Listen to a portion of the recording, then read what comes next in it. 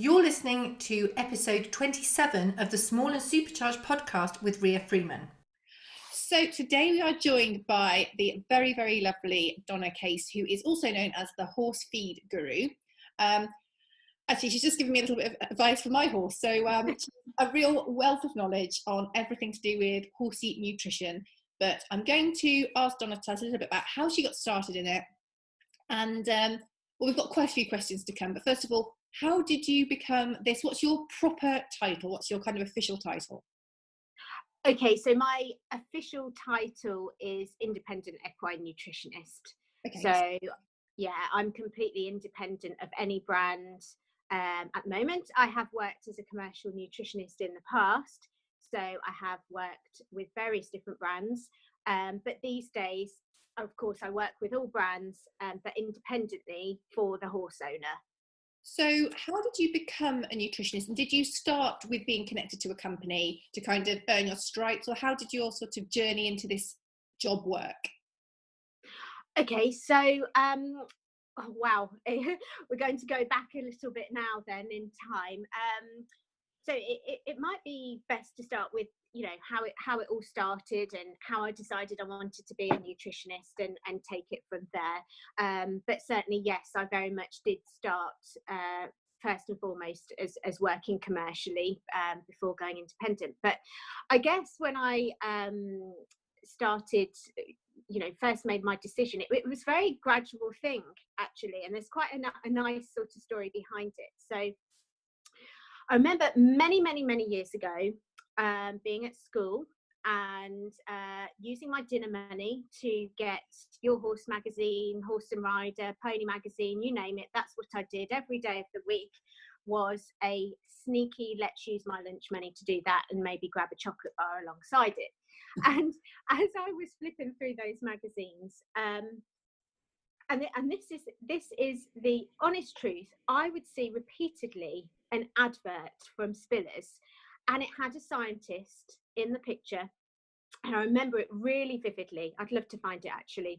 And the scientist was holding a basket of like fruit and vegetables, something like that, and it said feeding is a science and an art. And I don't know what it was, but there was something about that really drew me in, and I kept seeing it over and over again. And I used to read all the feed articles, and I actually last year uncovered English books where I'd been talking about feeding horses. It's quite freaky here. So Ria can actually see me right now, and she can see what I'm holding up. Now this is year 8. It says my form that I was in year 8. And it's so freaky to read because in it, now this will freak you out. So in it, there's a story, and it's about a horse. All I ever did was about horses, to be honest with you. If I had a project, we'd turn it into horses somehow. Maths project, history project, don't know how, but we did. And this particular one, I have to read you a sentence from it. But it's titled Death, so I apologise about that in advance. We put, the months passed quickly. I walked her gently most days, but I knew that soon I wouldn't be able to. She did not put on much weight, which was good, and she was not allowed to have too much grass. She was kept on hay, as that gave her fibre, and that was what she needed at the moment. Wait for it. I soon started to walk her round the paddock instead of riding her, and I started to give her extra oats, this is old school, and equivite that gave her minerals to her foal and to her milk.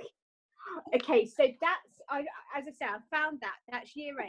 So I would have been 12 because I was quite young in my year group. My birthday's July, and I was obsessed.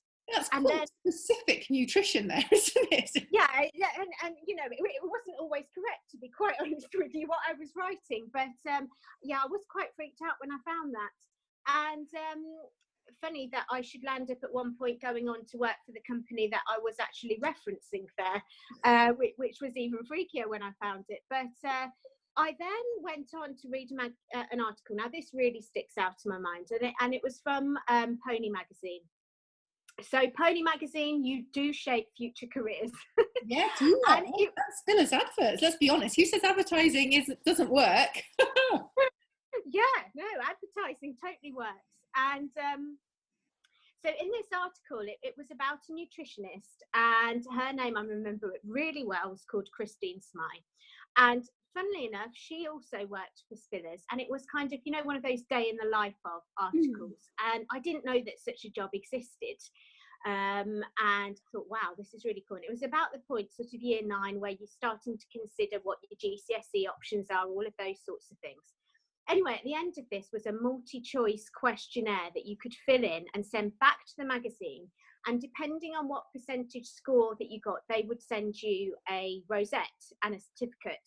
So obviously I wanted to get the red rosette. That was like 80% plus. So I got all my feeding books out, everything, and I made sure it was all correct. And I completely forgot about it. And a couple of months later, I got this red rosette through the post, Spillers red rosette, signed by Christine Smythe. It was clearly a photocopy, but in my mind at that time, it was signed by Christine Smythe. And it was the Spillers nutrition feeding certificate. And I put it on my wardrobe. And that was the point that I went, I'm going to be an equine nutritionist when I'm older. And I also put the red Spillers rosette on my wardrobe. And to this day, I have that certificate. We're in the process. I was just telling Rhea earlier that we're decorating at the moment. I'm setting up a new office, and that particular certificate is actually going to go on the wall because it means a lot to me, that certificate. Oh my God, I love that. Yeah, so that's a little bit of a fun fact. And then it all sort of stemmed from there. So I chose my GCSE options. I worked back. I'm quite a planner, freakishly so. It disturbs my husband sometimes because he's the polar opposite to me. He's fantastic. But I planned back, what degree I wanted to do. Even before I picked my GCSE options, I knew I wanted to do an equine degree. And, I planned everything back from there, really. Went off to uni. I went to Writtle College, actually, down in Essex, and did an equine studies degree. And at the end of that, well, just before the end, so in my 3rd year, I started to look to apply for jobs. And funnily enough, the very first job that I saw was actually for Spillers, believe it or not. And it was for a field sales executive. So being on the road. And I didn't get it. I didn't even get an interview. Me being me, I thought, okay, I'm not going to give up on this. And I had quite a fondness for Spillers, actually. I'll say that now, because of the fact, going back to that advert, reading all the things, the certificate, the Christine Smythe thing. So in my mind, I very much always heralded them. But no, I didn't get a job interview. And then it was the June, I want to say May, June time, I saw another advert. And it was for a Careline nutritionist, and with them as well. And I thought, well, I'm going to apply again. I'm going to keep going with this. And I was really fortunate in that I got the job. And so I never kind of had that horrible period where you're going from uni to, I guess I should look for a job. I went literally from uni straight to Spillers. So I was actually 20 years old when I started working for them. And 2 weeks later, I had my 21st birthday. And it, for me, at that point, was my dream job. Like, I knew I wanted to do more as a nutritionist, but to get my foot in the door, to be a Careline nutritionist I was just so happy. And I was so lucky for the company that I worked for as well, because I have to say, as I've said to you, I work across all brands now, and I do that very happily for my clients, suggesting the right thing. Different clients have different budgets that they want to work with, etc. But I was very lucky that I started my days for such an ethical, scientific-based company who, more so than that, really cared about you as a person. I remember very much the managing director, Jeremy. He would always make a point, at least once a week, of coming round and speaking to everyone, seeing what they're working on, just really getting to know the person. And of course, I'd never really worked. Well, I had done various jobs, but as your proper full-time job, I'd never worked for a company, so I didn't know anything different. But obviously now, reflecting, looking back, I was extremely lucky with the firm that I worked with. And actually, with that particular company, They're actually called Mars Horse Care, so it's not just Spillers. It's Winergy, it's Equivite as well, and they used to have 10 supplements too. So that's what I did. And about 18 months, well, I'd say the Careline nutritionist was the best grounding, because I was actually in the office. I was trained by the best nutritionist that I had. You know, I had to sit by them, they had to listen to me, because I'd hear them talking, and day in, day out, I'd listen to what they were saying, had a lot of training. I genuinely think that is the role that set me up for the rest of my life, really. Sure. About 18 months after that, I went on the road, and I was a competition nutritionist. So that, you know, I'd see competition riders, all the heroes that I used to have as posters on my wall, to be honest with you, when I was a kid. So it was so lovely. But ranging from riding schools actually all the way up through to your eventers or your dressage riders and show jumpers, and that taught me a lot as well in many different ways, and taught me, I guess, a lot about the business side of things and great customer service too, all of those sorts of things. And then I was extremely fortunate in 2006 when I was asked, I think it was by Jeremy actually, so the managing director, as I've told you, to go to one of the BEF squad sessions for Team GBR. Wow. They'd had a few of the competition nutritionists that they were currently recruiting for, and so I was asked to go and do it. And I was, you know, I remember, how old would I have been? I was quite young at the time, 24, and I was very nervous about going, because, you know, I knew I had to make a big impression, and they said, no, we definitely want you to go. I went to Stow in the World, to the Unicorn Trust, and never looked back. I became the nutritionist who did that and kept going there all the time. And I guess, again, that's something that set me up really well to go on to become independent, because when I was there, I very much had to take my Spillers hat off. Yeah. Had to, because you're dealing with sponsored riders, of course, you'd have to deal with whatever brand they were on. So that was absolutely fine. Of course, I'd be sent all the relevant information that I might not necessarily have always had access to about that feed, for the purposes of sending horses to the Olympics or whatever. Sure. So that was a really great grounding, and I did that up until 2010. And in between that, I also worked as a racing nutritionist for them too. So I did that as well. So I've done a whole range of different sectors and things commercially. And then I went on to have 2 children. Oh, So, children. yeah. And I did actually leave shortly before I became pregnant with Finley, because, to be honest with you, it would have been impossible to do that job well with a baby, with young children. And I suppose that was a period in my life where I did do other things, and, you know, I'd like to think I did good jobs, but I had to do something where I wasn't traveling 100 miles a day or staying away in hotels every single day.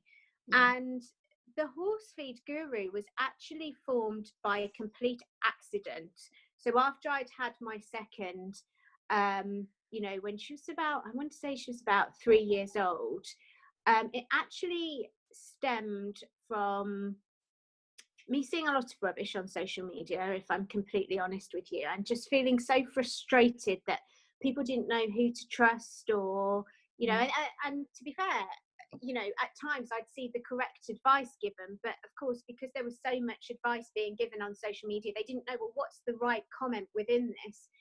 And just one day I really randomly put a post on Facebook, like something along the lines of, and it was just on my own page, it wasn't on, you know, any selling site or anything like that at all, just, does anyone need help feeding their horses? Because I see a lot of stuff out there, and, you know, I had a bit of time on my hands. I wanted to get away from just being with a toddler all the time, and I said, you know, I'll come out and help you, never with any intention of turning it into a business. And do you know what? It just went crazy. That post got shared by my friends. Gosh, quickly, Donna's saying she'll do it for free. Everyone quickly jump on this. And it was insane. Oh, And I couldn't keep up with it. And I thought, oh my goodness. And honestly, that was the process that the Horse Feed Guru was born. And I did honour everything that I'd said I would do for free. I did drive around the country quite a bit. And then I thought, well, hang on a minute. I need some insurance. I can't be doing this without insurance. And to do that, I need to turn this into a business. So I did. And people were already saying, listen, we need you to be our nutritionist. We don't mind paying for you. You should definitely do this. And boom, that's how it happened. So I guess the process of becoming a nutritionist was very much planned. The process, the Horse Feed Guru was not so much planned. But I have to say, it's my baby. I absolutely love it, and I'm actually living my dream job now, because I can do everything that I love, and I can also somehow fit my children in alongside it. It has its very challenging days, I won't deny, and I'd certainly say that working for yourself, being independent, is definitely not the easy option. The easier option, when I look back and think, I had a very regular paycheck. I didn't have to sort insurance. I didn't have to sort marketing. I didn't have to do any of that. I didn't have to brand myself. I had a brand that I worked for, was definitely a lot easier than this. And I'd say I in a weird way, I work more hours than I ever used to, but I guess I can control those hours to a degree, to allow me to have children. But yes, that's probably a bit long-winded, but that's how it all came to be. It's really interesting, actually. It's really interesting to sort of see the journey. So how does your day look now? Because obviously you said when you were working for Spillers, you spend a lot of time on the road driving around the place, but actually now, do you do in-person visits? Do you do phone consultations? How does your business look now? What do you do now? Well, I definitely say there's no such thing as a typical day. Friday, I always try and keep as an admin day wherever possible. I do a mixture of face-to-face consultations and online consultations. And I have a number of international clients now as well. I think my furthest client is actually in Oregon in the States. Oh, wow. So that's pretty cool. So yeah, remote consultations aren't a problem, but I do very much as well love still going out there and seeing the horses and doing the face-to-face consultations too. So it's quite a healthy mixture. I definitely don't drive as much as I used to. I do still do quite a decent amount of driving, but I'm certainly not doing 300-mile round trips every single day. No, definitely not. And of course, what I like as well now is that I'll do a lot at the weekends and completely miss the rush hour traffic as well. That's the other thing. That's a win. You can make it work for you better, can't you? Yeah, definitely. Children and various things like that. So what kind of people do you deal with day to day? Is it usually people with competition horses, or do you have a real range? What kind of people do you deal with now? I mean, I'd certainly say there's quite a range of people. However, the vast majority of my clients are one-horse owners that might compete in sort of your low-level competition, enjoy their hacking. They absolutely adore their horses. They want to do the right thing by their horses.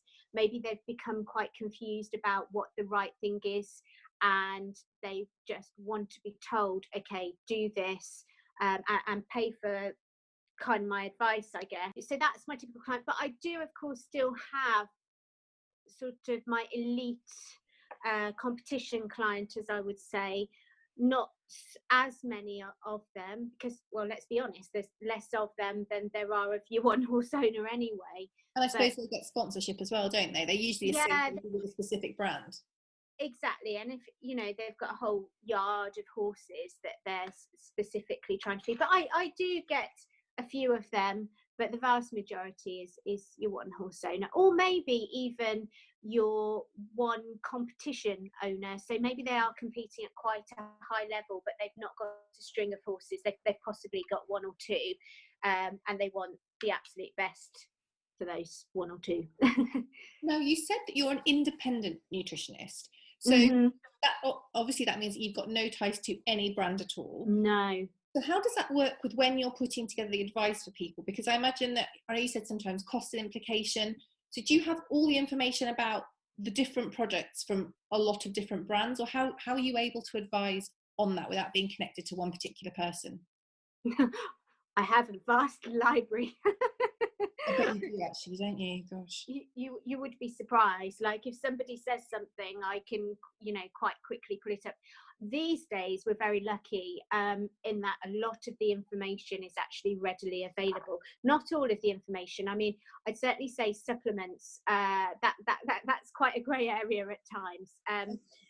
But in terms of the feed and the main feed manufacturers, most of the information that I need to know is readily available, and if there's something that I need to know, I can quite easily get it off them, and they're normally pretty happy to share that information, to be honest, because they've got no reason to hide it. But yes, I have an awful lot of, and of course products are developed all the time. I recently wrote an article, and no sooner had I submitted it to a national magazine than I realised I happen to be online, so I have to check things a lot with the brands, make sure I'm staying on top. That particular month, that product was being delisted, and of course by the time it went to press, that would have been a couple of months later, so the product would already not be available. So that was fine. I made a quick phone call to the journalist, say, I've had a bit of a heads up. I know this product, there's a good chance it's not going to be available, so let's change this. And she was over the moon. She was like, oh, thank you so much. Wow, you're really on it. I was like, well, I kind of have to be. But so the internet will tell you a lot as long as you know what you're looking for. And as I say, I'm not afraid to pick up the phone if I need to check anything. I think that's what you're looking for, because I know with my own horses, they have very, very simple diets, and they are basically beautiful lawn easier. But as a normal horse owner, you obviously see marketing in magazines, you see articles in magazines. If you phone a care line or a feed line, they are really good. I mean, I've phoned quite a few historically, but they do recommend their own products, which isn't a bad thing at all. They do, but you could phone 4 different feed lines and get 4 different pieces of advice. They're probably all absolutely bang on, but then you have to work out what actually fits your budget, your local supplier, if it's a bagged product that you can't get delivered. So having someone who's got that knowledge across all the brands as much as possible, and can actually work with, what is available at your local tack store and your feed store and all these things, is just such an interesting and useful thing. Yeah, definitely. I mean, I remember, funny enough, going back to that client that I say I've got in Oregon.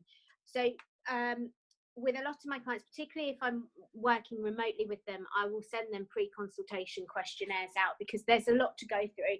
And obviously when we're talking about an international client, I need to know before I recommend something, well, what can they actually physically buy? And I was going through their diets, and I was thinking, right, okay, well, I know what I'd like to recommend to them, but quite frankly, will they be able to buy it? So I did some background research. I found the stockist. I checked that the stockist even had it if they needed it, before I'd even made the phone call. And she was so over the moon that she had something that she knew she could go to and get very easily. So that there are a lot of factors to take into account. And if clients say to me, because this is the thing, there is definitely more than one way to achieve the correct diet for your horse. Sometimes there's better ways than others. That is a fact. But wherever possible, you can create diets to suit, I guess, an owner's budget, because there is more than one way to achieve the same thing. And if it is a case of, well, for that particular horse, actually this would outright be the best, then I will outright tell them, within your budget, here are the options. This might cost a little bit more. This is what I would choose if you're capable of affording that. Sure. And we will take it from there and explain all the reasons why. And quite often in that situation, they'll go, actually, yes, I would be prepared to pay the right thing for that because I understand the reasons why, or whatever. Such an important part. I know with so many things in life, I think we have people tell us we need X, Y, and Z. I mean, like the car's a typical one. Like you go to a mechanic and they say, oh, you need this, this, and this. And you really want to say, I don't know what that does. Or, I mean, I had something with brake discs once and I was told they were worn. I went, well, of course they're worn. The moment you put them on a car, they're worn. And actually it turned out I didn't have brake discs because I'd asked a question which was ridiculous. But you get sort of so flummoxed by it all, don't you?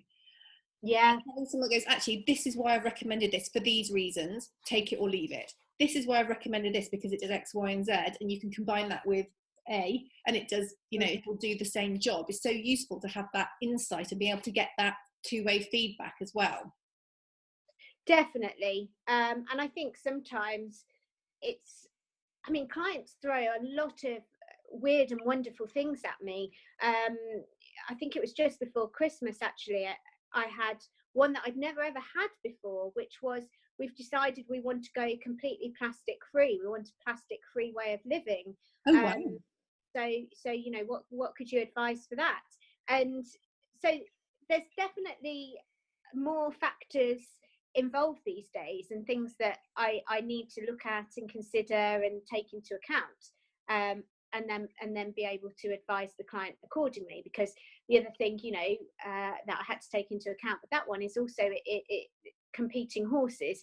So to make sure it's still, whatever feed we go for is going to, number one, be suitable, but B, is going to be safe under rules. So for example, is it NOPS? Is that the system? The beta NOPS yes. that you're thinking of, yes. So you know, I want them to have a feed that is a part of that. So yes, there's lots of things to take into account, and I suppose it's just experience, which is and keeping on top of things. So continuing to stay on top of things, which of course takes a lot of time and a lot of work. But I certainly couldn't have done all of this without having worked commercially before doing it. So yeah, it's really interesting seeing the journey and obviously how that's morphed into your own business now. But obviously I think all businesses come with their challenges. So what challenges do you have particularly in your business? I guess the biggest challenge is, well, first and foremost, I'm going to throw it out there as time. Yeah. Trying to be all things to all men. You know, the fact that I do have to do everything now. It's not just as simple as seeing my clients, coming back home and then sending them what they need. It's a case of, you know, I have to have a social media presence, and I have to have all the relevant insurance, and I have to sort out my own website and promote myself. And I guess with the type of work that I do very much, I'm very lucky that I have a lot of repeat and very loyal customers once they've had me, which is lovely, and that's great. But it's not like a hairdresser, for example, where the hair's going to grow and 6 weeks later they're going to be coming back for another haircut. Yeah. I have to have a huge amount of clients on my books to make it a sustainable business, because, you know, they might see me maybe twice a year. I think probably the very most that I would see any of my clients would be 4 times a year. So therefore, I have to have a huge amount of clients. And of course, the more clients that you have, the more work that comes with it. But you've still got to keep your marketing up, because otherwise you'll then not have any clients. So yeah, but I must admit, I've been very lucky in that most of my clients come through word of mouth. So I've never actually run any sort of active marketing campaign, if you like. The business has always kept itself going, even when I've had very busy periods, so haven't been able to maybe be as active on social media as I would like, perhaps. But yeah, those are the biggest challenges. And then I guess the other challenges are when you get a client who almost wants to be told that what they're doing is right. Now, don't get me wrong, I am not for changing a diet if I don't need to. And I will certainly say, you know, this is a great diet or whatever, or perhaps we make this tweak. But I do at times see owners who would like me to say that everything's perfect, but actually it's not. And I suppose it's very difficult when they struggle to deal with that, I guess. Yeah. It's very rare that does actually happen, but you know, when I have my challenging days, it's probably around that. No. But no, I aim really. I will tell someone I am prepared to have difficult conversations with people if I need to, in a nice way, of course, absolutely. But you know, I can't just people please all the time. I have to say, if something, okay, we could do something a little bit better. And if they don't agree with it, and it's normally, the frustrating bit is it's normally because they've been fed a load of rubbish that isn't true, but that start to become the belief in their mind that this is true. Oh no, we can't do that. We can't do this because, well, actually we need to do something because how we're going isn't quite right. So yeah, those can be the challenging days, but all in all, I've got amazing clients and I absolutely love what I do. So it keeps me going always. And when you talked about your marketing, obviously you said you haven't ever done any active marketing, so advertising, that kind of thing. You do social media, and also you write for magazines, don't you? Which I think is a way of promoting yourself. Oh yeah, magazines. I'm really very lucky that magazines come to me, and I'm so grateful to them. You know, for them wanting me to write for them. Specifically, actually, this year I've got a column with Absolute Horse magazine, so I'm absolutely thrilled with that every single month. I've seen it. I've seen the digital issue, and it's really, really good. I mean, the magazine's beautiful anyway. Big shout out to Absolute Horse, but your column is looking so good. Yeah, well, I have to say, Absolute Horse made it look really good. So they're a fab magazine, and also I write quite a bit for Your Horse magazine as well. But actually, these are the sorts of magazines where my client is likely to hang out and read their articles. And yes, I absolutely love writing them. So I suppose in that sense, but I've never done any kind of paid advertising or anything like that. No, but I think when you've got so much knowledge to offer, and I think as well because you're independent, that somehow makes the knowledge not more valuable, because I'm not saying that nutritionists that work for companies have valuable knowledge, but you always feel quite rightly that they've got a bias because that's what they're really expert in. They're expert in their own products. Whereas I think from an independent point of view, you sort of don't have any skin in the game with any particular brand. So you can give them, it feels like if I'm reading an article from you, I won't think there's an agenda. Yeah. That may seem harsh to other brands, and I don't mean it like that, but it's just the way it's perceived, I guess. But, you know, it is very much true in that I don't have an agenda. I love the fact that when I go and visit a horse, at the end of the day, they are paying me a consultation fee for me to give them my very best advice. So I go into that yard and there is no agenda. There is literally getting to know the horse, knowing all its ins and outs, its foibles, its condition score, its clinical history, everything about it. And not having to push any particular brand at all, but really learning and knowing what's going to be right for that horse and also for the owner as well. Yeah.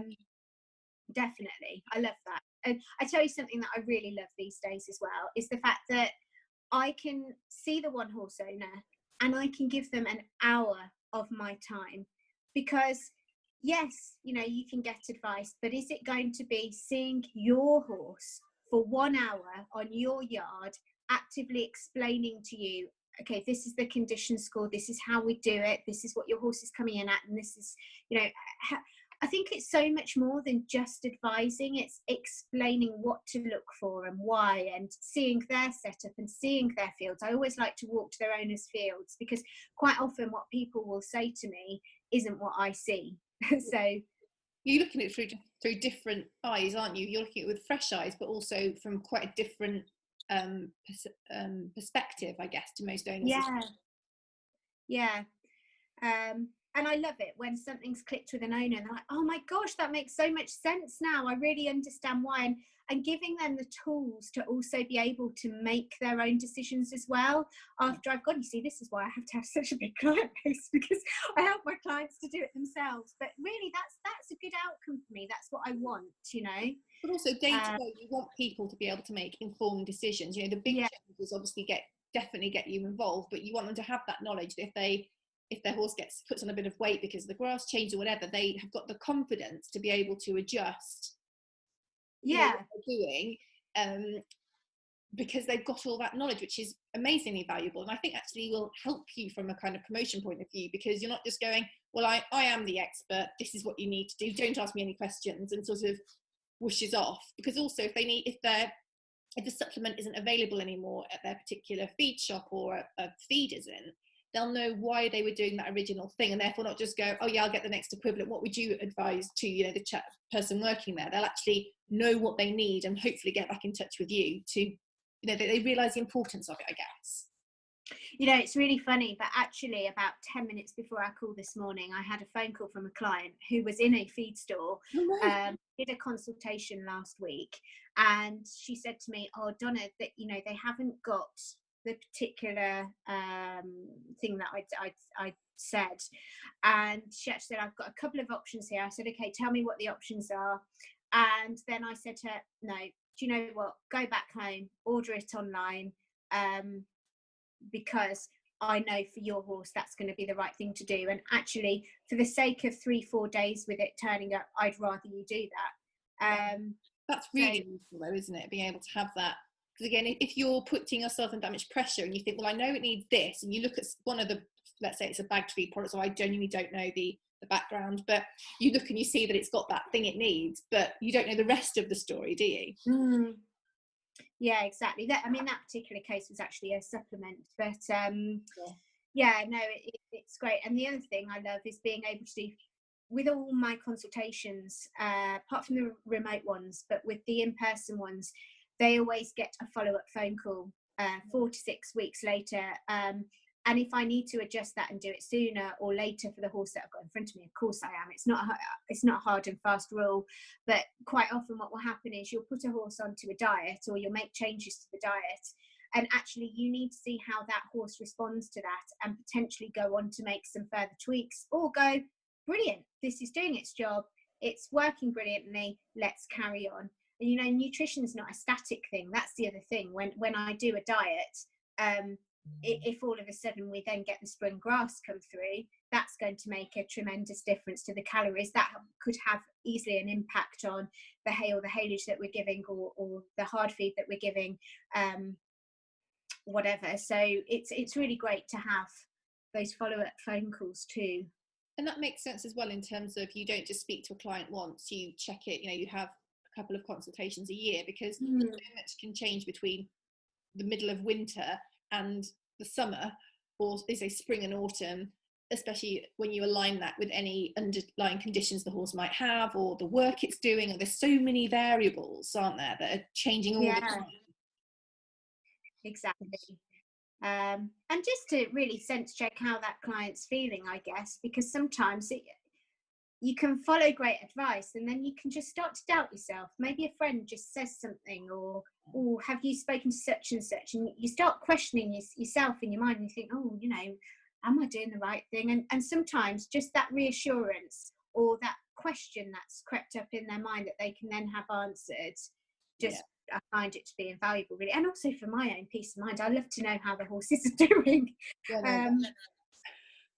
So what advice would you give people, or kind of twofold actually, what advice would you give people if they're struggling with their horse's nutrition? And then what advice would you give somebody who was more interested in nutrition and looking to actually become involved in the industry?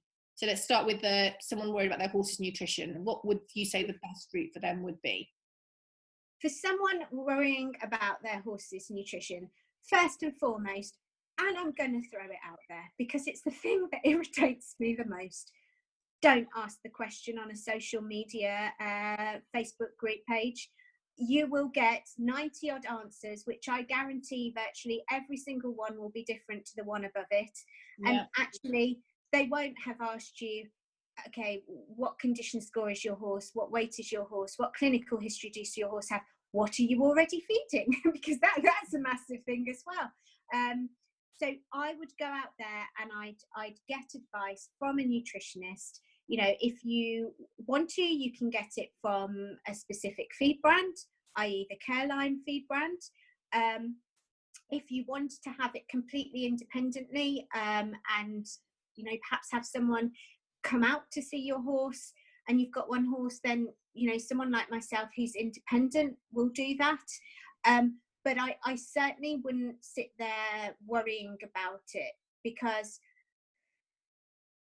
you know, the problem won't go away. That's the first thing. And I think for peace of mind, I've actually found a lot of my clients have said they've actually saved money through having a consultation.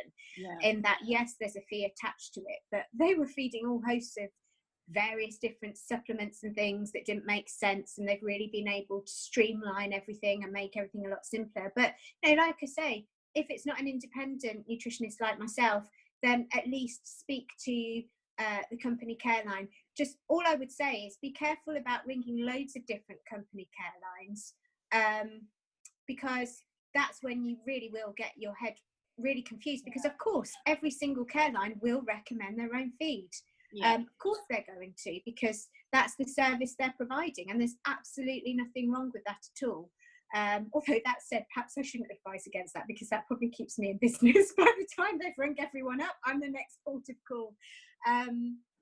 But yes, just go out there and seek the advice from professionals, not from your best friend or a social media page. No, I think that's really solid advice. I mean, I think with the horse industry particularly, everybody's an expert, but kind of not that many people actually are. So you ask a question about anything and you'll get so many different points of view come in, and not many of them actually align at all with anything. So, and with feed, it's so important you get it, well, you definitely don't get it horribly wrong. I know there's different levels of right.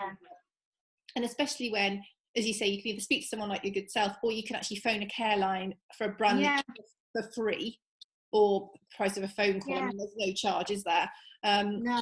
And get that expert advice to help you work out the right diet for your horse. And as you know, if you're doubling up on things or whatever, it's a no-brainer, really, isn't it? It's the time it takes to make a phone call, which will probably be a lot less than reading through all those blooming comments. Exactly. So it's not a time issue. So what advice would you give someone who's looking to get into nutrition on a professional level? Okay, so I would definitely say I would always advise that someone starts working commercially, so for a feed company. There are loads of, you see, back in the day, I'm making myself it was 2004, but I tell you, the amount of feed on the market has changed significantly since 2004. There are a lot more companies out there now, so there's a lot more choice, I guess, as to who you could work for. I wouldn't be afraid of working my way up.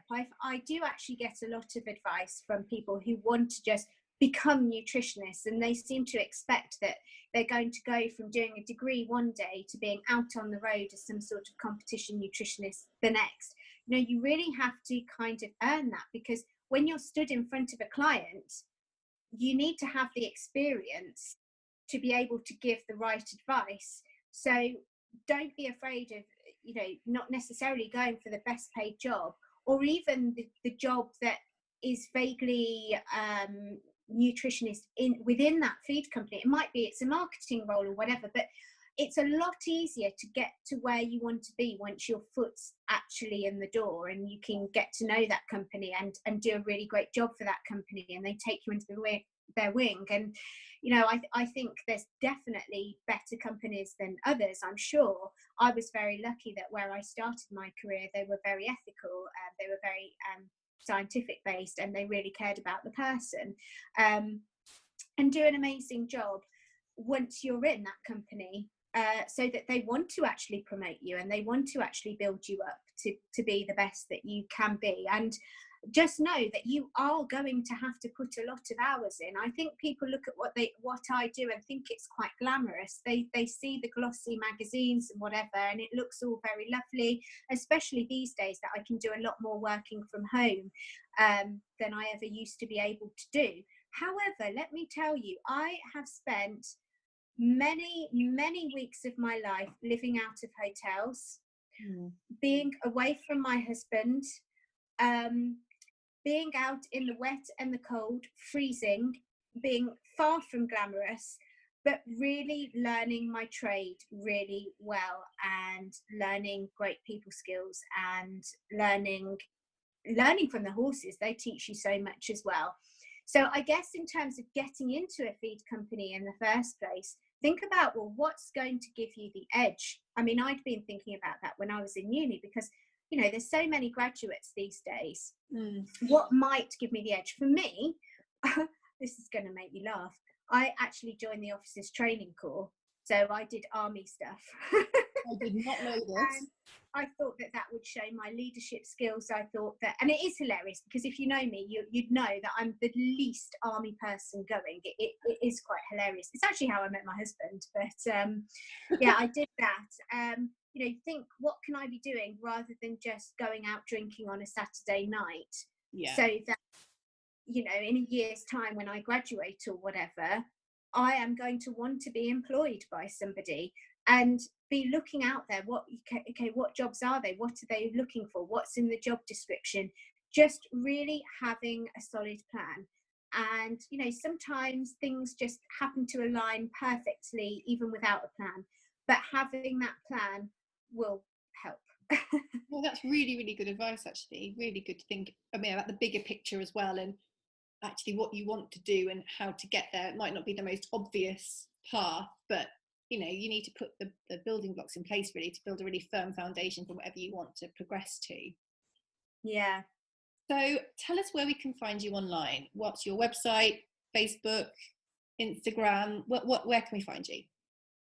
Okay, so my website is www.thehorsefeedguru.com, and on Facebook I'm at The Horsefeed Guru, and on Instagram I'm at The Horsefeed Guru.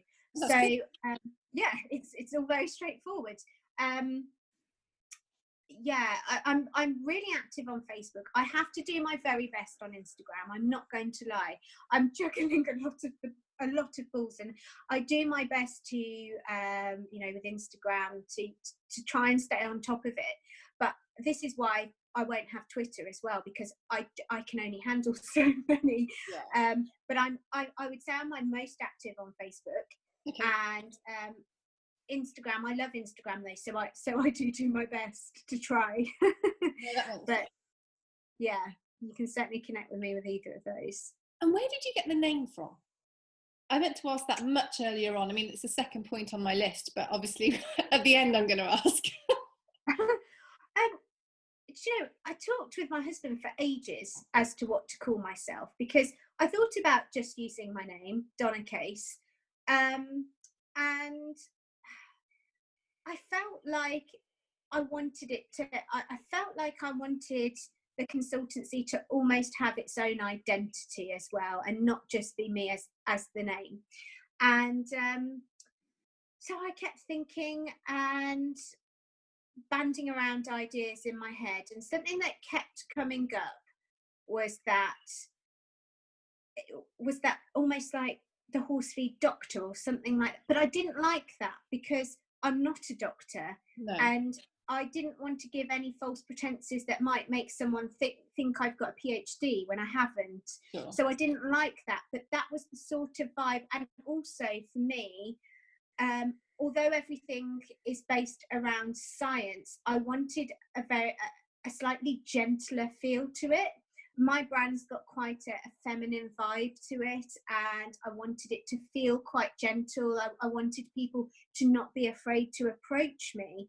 And I was thinking, what word can replace the word doctor? And guru came to mind.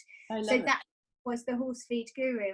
And a bit like naming a child or naming an animal or something. I instantly fell in love with it. So that's how that happened. No, I love it. I love the name. I love the brand, and I love you quite a lot, to be honest, Donna. Oh, I love you. I'd just like to say, because she didn't let me say this at the start, and I was like, oh no, how can I fit this in now? I'm so grateful that you asked me to do this for you today. I'm so touched that you have asked me. It does mean a lot. I mean, this lovely lady has done so much to help me over the last year, you guys. She really has. She's always there at the end of Messenger. Every now and again I have a mild crisis about something and she's always there. And I'm actually part of her mastermind group. But she's going a bit shy now, but it's an incredible group with some pretty awesome people in, where we have various, this is for small business, rural small business, isn't it, Ria? Yeah. But where we learn a lot of various business skills, and it's great. So thank you, Ria, for everything you do. Oh, I love her a little bit more now. Thank you. Thank you so much. You're an absolute diamond, and I'll obviously write all this up in the show notes and put where people can contact you. But do go and find Donna out, and have a look at her content, look at her magazines, and if you need any nutrition advice, or if you want to, find out about nutrition in any way, Donna is your lady. Thank you so much for talking to me today, and I'll obviously catch up with you very soon. Thank you. Take care.